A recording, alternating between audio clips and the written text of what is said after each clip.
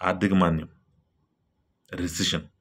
దానికి కారణాలేంటంటే, ప్రొడక్టివిటీ పెరిగిపోయింది. అంటే మీకు అవసరాన్ని మించి వస్తువులు తయారైపోయినాయి. అవి అమ్ముడవ్వట్ల. దానివల్ల డబ్బులు తిరిగి రావు, ఆగిపోతది. అదే ఆర్థిక మాంద్యం అంతే.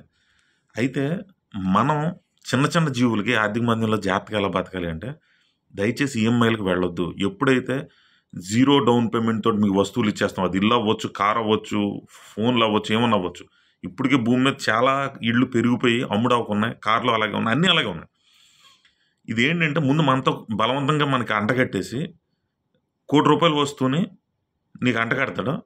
అయిపోయిన తర్వాత అది రెసిషన్ వచ్చినప్పుడు 60,00,000కో 70,00,000కో పడిపోతే అమ్ముడైనా నీకు ఆ ₹1,00,00,000 రావు. కానీ నువ్వు ₹1,00,00,000కి ఈఎంఐ కట్టాలి. స్టక్ అయిపోతావు. మనల్ని మనం జాగ్రత్త చేసుకోండి. అప్పులో పడద్దు. అప్పు లేనోడు మహారాజుతో సమానం. జాగ్రత్త.